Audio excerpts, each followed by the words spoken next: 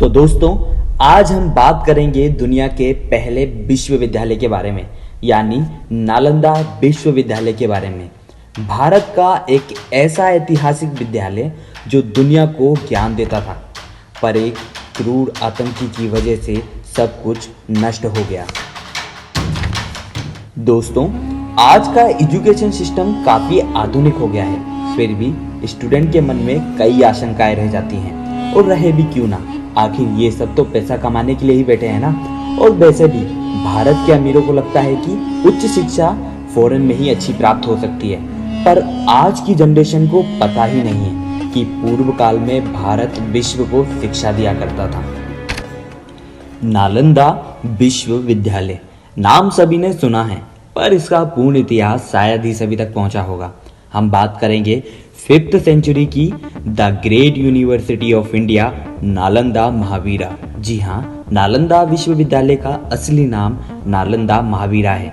चलिए दोस्तों, हम चलते हैं उस प्राचीन समय में जब इसे बनाने की शुरुआत हुई थी। 5वीं सदी का वो दौर था जब मगध के राजा कुमार गुप्त ने विश्वविद्यालय की स्थापना की और विद्यालय का नाम रखा गया नालंदा महावीरा। नालंदा संस्कृत के 3 शब्दों से मिलकर बना है, ना अलम दा, जिसका मतलब होता है ना रुकने वाला ज्ञान। इस विश्वविद्यालय की स्थापना का उद्देश्य ध्यान और आध्यात्म के लिए एक स्थान बनाना था, और ऐसा कहा जाता है कि गौतम बुद्ध यहाँ श्रेय पर ध्यान लगाया करते थे और कई दिनों तक वे ध्यान में ही विलीन रहा करते थे। महाविद्यालय में कई बुद्ध प्रतिमाएं भी थी।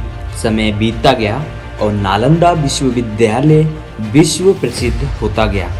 कोरिया, जापान, चीन, तिब्बत, इंडोनेशिया, फारस, तुर्की और भी कई अन्य देशों से विद्यार्थी आया करते थे।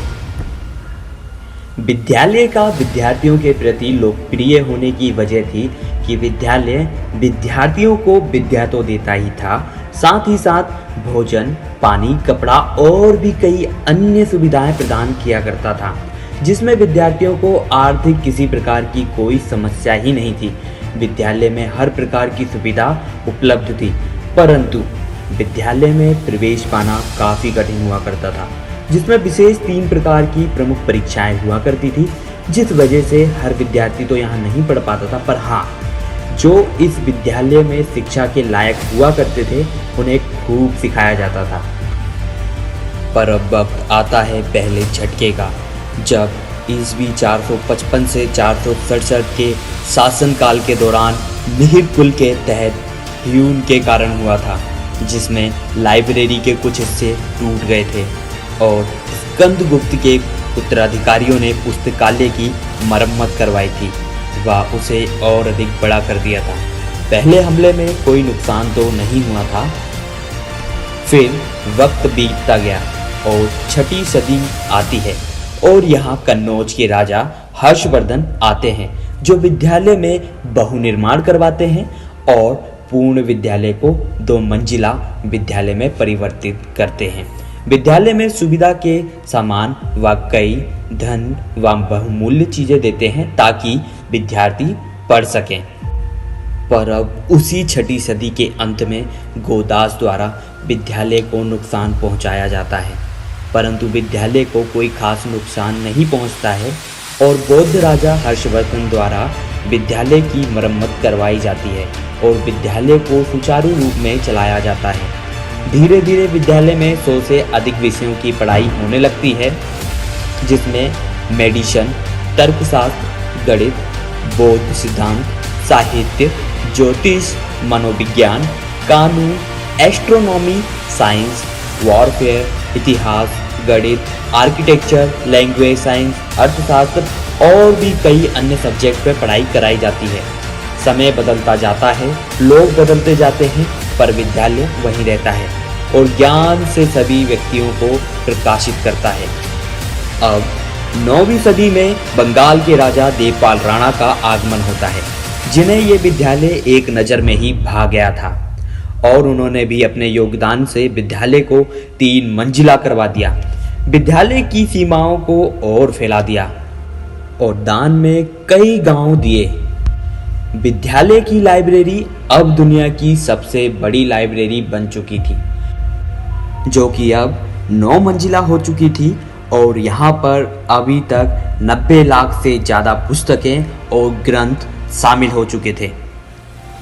अब दौर आता है सन 1100 का, जब इख्तियारुद्दीन मोहम्मद बिन बख्तियार खिलजी का शासन आता है। एक समय खिलजी बहुत बीमार पड़ जाता है। दरबार के हकीमों के द्वारा काफ़ी उपचार किया जाता है पर कोई फ़ायदा नहीं होता है। तब उसे नालंदा विश्वविद्यालय के आयुर्वेदिक विभाग के प्रमुख आचार्य राहुल श्रीभद्र जी से उपचार कराने की सलाह दी जाती है। वो अपने दरबार में आचार्य जी को बुलवाता है और कहता है कि किसी भी प्रकार की हिंदुस्तानी दवाई का सेवन नहीं करेगा और अगर वह उपचार में ठीक नहीं होता है तो आचार्य की हत्या करवा देगा। वह बहुत ही क्रूर और कुष्ठ आतंकी राजाओं में से एक था। अगले दिन आचार्य कुरान लेकर गए और कहा कि कुरान के इन पेजों को सुबह शाम पढ़िए। अब खिलजी कुछ ही दिन में पूर्णतः ठीक हो जाता है और उसे चिढ़ होती है और बहुत गुस्सा आता है। वो सोचता है कि आखिर कैसे इन भारतीयों का ज्ञान मेरे हकीमों से ज़्यादा हो सकता है। उसने पता लगाया कि आखिर कैसे वो कुरान पढ़कर ठीक हुआ, जबकि वह रोज ही कुरान पढ़ा करता था। तो उसे पता चलता है कि आचार्य ने कुरान के पन्नों के कोनों पर दवा लगा दी थी। जब वो पन्ना बदलता व अपनी उंगलियों को थूक से गीला करता तो दवाई उसके अंदर चली जाती थी। इस बात को वह सह नहीं पाया और उस क्रूर आतंकी ने नालंदा विश्वविद्यालय पर हमला कर दिया। गुस्से और जलन से उसने सन 1199 में हजारों धर्माचार्य और बौद्ध भिक्षुओं को मार डाला, आचार्यों की हत्या करा दी और कहा जाता है उसे विद्यालय लाइब्रेरी में उसके धर्म की कोई किताब नहीं मिली। एक वजह यह भी थी कि उसने लाइब्रेरी को आग लगवा दी। 9 मंजिला ऊंची विशाल लाइब्रेरी को जलने में 3 से 6 महीनों का वक्त लगा। उसमें कई औपचारिक विधियां, कई ग्रंथ और कई अनुमानित रचनाएं, कई भविष्य बनने वाली नोट्स, किताबें जलकर राख हो गई और यूनिवर्सिटी इतिहास बन गया। और धीरे धीरे यूनिवर्सिटी धरती की गोद में छिप सी गई। इतिहास को संजोए रखने के लिए दफन हो चुके नालंदा महावीर को वापस खोजा गया और खोद कर बाहर निकाला गया, जो कि बिहार राज्य के नॉर्थ ईस्टर्न इंडिया में है। अभी तक विद्यालय का 23 हेक्टेयर एरिया खोजा गया है, जिसमें 11 विहार, 14 टेम्पल, मिडल स्टडी एरिया मिला है और आगे खोज को रोक दिया गया है और इस प्राचीन धरोहर को संभाल कर रखने का फैसला लिया गया है। मुख्य नालंदा तो काफी बड़ा है, ये तो सिर्फ उसका छोटा सा हिस्सा है। उम्मीद करता हूं दोस्तों आपको इस ऐतिहासिक घटना से काफी जानकारी प्राप्त हुई होगी। आगे ऐसी ही जानकारी को प्राप्त करने के लिए चैनल को सब्सक्राइब करना बिल्कुल भी ना भूलें। मैं मिलता हूं अगली वीडियो में। Thank you.